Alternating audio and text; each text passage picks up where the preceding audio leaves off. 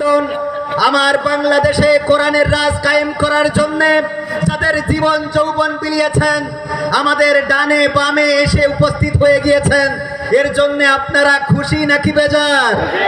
খুশি কারা কারা দুটি হাত দেখতে চাই। লিল্লাহি তাকবীর। আজকে এসে দেখে যাও, এখানকার তাওহীদি জনতার জন্য কোনো বিরিয়ানির প্যাকেটের ব্যবস্থা করা হয় নাই, কাউকে গাড়ি ভাড়া বাস ভাড়া দিয়ে আনা হয় নাই।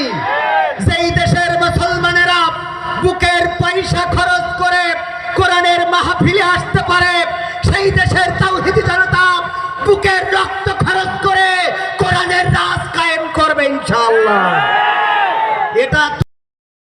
এটা কোনোভাবে এটা থামাতে পারবে না। মুগ্ধরা, বাংলাদেশের সাইদারা বুক পেতে দিয়ে